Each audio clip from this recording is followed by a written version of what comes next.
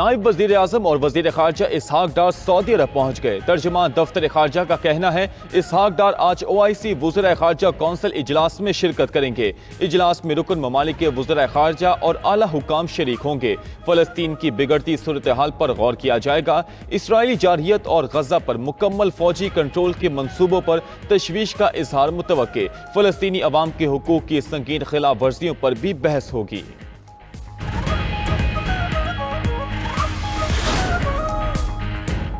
وزیر داخلہ محسن نقوی سے ایرانی ہم منصب سکندر مومنی کا ٹیلی فونک رابطہ۔ پاکستان میں طوفانی بارشوں اور سیلاب سے قیمتی جانوں کے ضیاع پر دکھ اور تعزیت کا اظہار۔ سیلاب متاثرین کی مدد کے لیے تعاون کی پیشکش۔ کہا پاکستان میں سیلاب کی تباہ کاریاں دیکھ کر بہت افسوس ہوا۔ اپنے برادر ممالک کی ہر طرح سے مدد کے لیے تیار ہیں۔ محسن نقوی نے سیلاب زدگان کے لیے مدد کی پیشکش اور اظہار یکجہتی پر ایرانی ہم منصب کا شکریہ ادا کیا۔ کہا کہ موسمیاتی تبدیلیاں پاکستان میں ہولناک تباہی کا پیش خیمہ بن رہی ہیں۔ متاثرین کی بحالی اور ریلیف اولین ترجیح ہے۔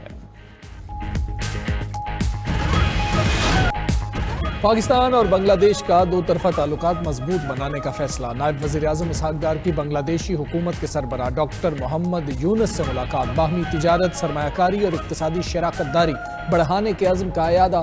اسحاق ڈار کی مشیر تجارت شیخ بشیر الدین اور مشیر خارجہ توحید حسین سے بھی ملاقاتیں۔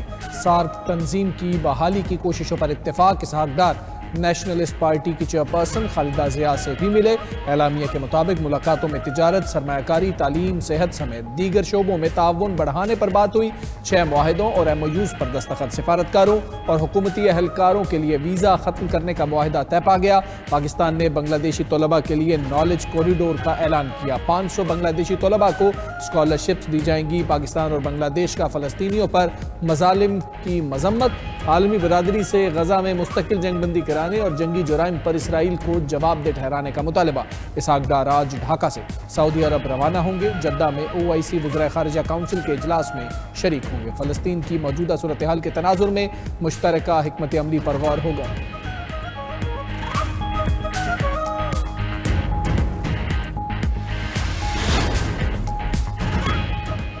پاکستانی فوج قومی استحکام کا ستون اور پاک چین دوستی اور تعاون کی مضبوط محافظ ہے۔ چینی وزیر خارجہ وانگ یی کی فیلڈ مارشل عاصم منیر سے ملاقات پر چینی وزارت خارجہ کا بیان۔ وانگ یی نے کہا کہ پاک فوج نے ہمیشہ سیاسی قیادت کے درمیان طے پانے والے اتفاقی رائے پر عمل درآمد کی بھرپور حمایت کی۔ وقت کے کڑے امتحانات کے باوجود پاک چین تعلقات مزید مضبوط ہوئے ہیں۔ چین پاکستان کی علاقائی سالمیت اور قومی سلامتی کے تحفظ میں بھرپور تعاون جاری رکھے گا۔ ملاقات میں فیلڈ مارشل عاصم منیر نے کہا کہ چین پاکستان کا آہنی دوست ہے۔ پاک چین اسٹریٹجک شراکت داری چٹان کی طرح مضبوط ہے۔ پاک فوج چین کے ساتھ انسداد دہشت گردی اور سیکیورٹی تعاون میں فروغ کے لیے کوشاں ہے۔ پاک چین دوستی کو مزید مستحکم بنانے کے لیے اقدامات اور ترقی کی راہ پر سفر جاری رکھا جائے گا۔ فیلڈ مارشل نے معاشی اور سماجی ترقی میں تعاون پر چین کی قیادت سے اظہار تشکر بھی کیا۔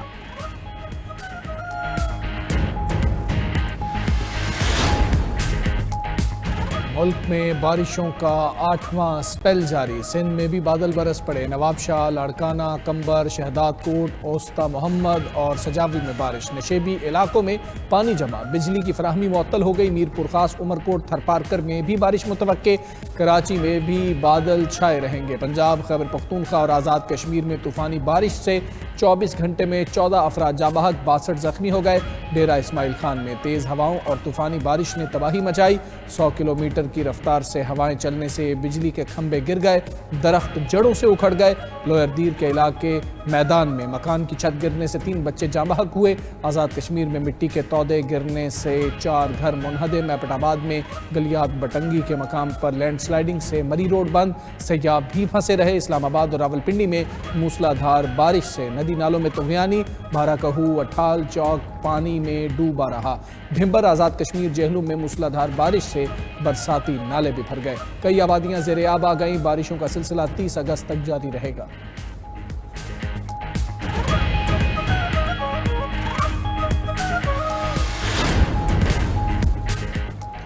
इंडियन हाई कमीशन की जानिब से दरियाए तवी में ऊंचे दर्जे के सैलाब की वार्निंग जारी। पंजाब के दरियाओं में ऊंचे दर्जे के सैलाब का खदशा। दरिया जेहलुम, चनाब, रावी और सतलुज में तुग़यानी का अलर्ट जारी। PDMA के मुताबिक सतलुज में गंडा सिंह वाला के मकाम पर ऊंचे दर्जे का सैलाब रिकॉर्ड। कसूर से लेकर बहावलपुर तक नशेबी इलाके ज़रियाब चनाब में 48 घंटों में ऊंचे दर्जे के सैलाब का खदशा है। उधर सिंध में गुदू बैराज के मकाम पर पानी की सतह में मुसलसल इजाफा।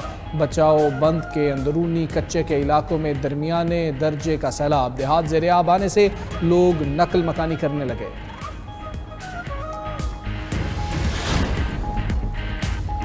दहशतगर्द इसराइली अफवाज के गजा पर हमलों में तेजी। सुबह से अब तक मजीद 60 अफराद शहीद, 300 जख्मी हो गए। बेस नहत्ते अफराद को इमदाद की तकसीम के दौरान शहीद किया गया। गजा के शुमाली और मशरकी हिस्सों में टैंक्स की गोलाबारी से 40 फलस्तीनियों ने जाम शहादत नोश किया। गजा पर मुकम्मल कब्जे के मंसूबे पर बैनुल अक़वामी तनकीद भी नेतन्याहू ने नज़रअंदाज कर दी। सेहोनी फौजी शदीद बमबारी करके इमारतों को तबाह कर रही है। इसराइली फौज ने गजा से गिरफ्तार 13 फलस्तीनियों को रिहा कर दिया। रिहाई पाने वालों ने जेलों में बदसलूकी और भूखा रखने की रुदात सुनाई। मगरबी किनारे में आबादकारों के हमले में 2 फलस्तीनी जख्मी। उधर इसराइली फजाइया की यमन के दारुल हुकूमत सना पर बमबारी, 2 अफराद शहीद, 35 जख्मी। तैयारों ने ऑयल स्टेशन और पावर प्लांट को निशाना बनाया।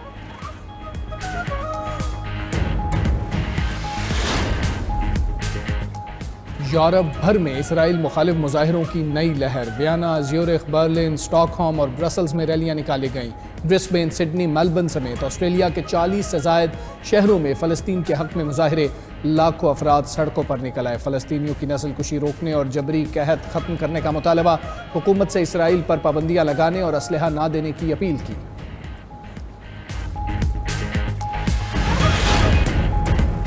अमरीकी नायब सदर ने यूक्रेन अमन मुआहदे को पेचीदा और मुश्किल करार दे दिया।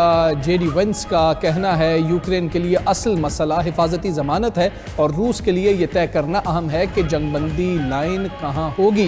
रूस वाज़े कर चुका है कि वो यूक्रेन में गैर मुल्की फ़ौजी तैनाती कबूल नहीं करेगा। उधर रूस और यूक्रेन के दरमियान जंगी कैदियों का तबादला। UAE की सालिसी में 292 कैदियों को रिहा किया गया।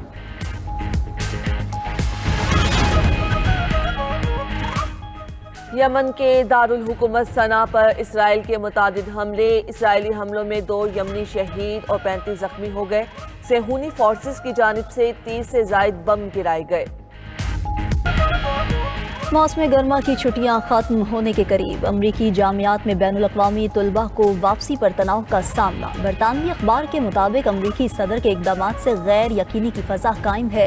यूनिवर्सिटी ऑफ यूटाह ने ब्लैक स्टूडेंट यूनियन का फ़ंड और जगह ख़त्म कर दी। रियासत इंडियाना में 400 से ज़ायद तालीमी प्रोग्राम ख़त्म या ज़म कर दिए गए। गैर मुल्कियों के वीज़ों की मनसूखी, सख्त इमिग्रेशन कवानीन और सोशल मीडिया की जांच से भी तलबा परेशानी का शिकार हैं। वियतनाम के वस्ती सूबों में खतरनाक समुद्री तूफान का अलर्ट। 5,86,000 अफराद को इनखला का हुक्म। परवाज़ें मनसूख, कश्तियाँ साहिल पर रोक दी गईं। खबर एजेंसी के मुताबिक तूफान से 200 किलोमीटर फी घंटे की हवाएं, 400 मिलीमीटर बारिश और 4 मीटर तक बुलंद समुद्री लहरों का खतरा है।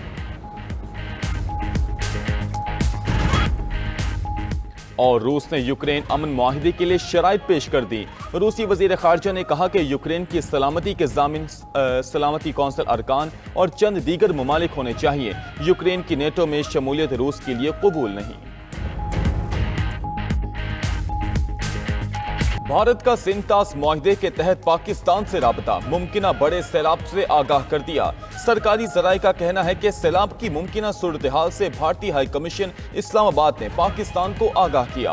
भारत की तरफ से इतवार की सुबह 10 बजे राबता किया गया।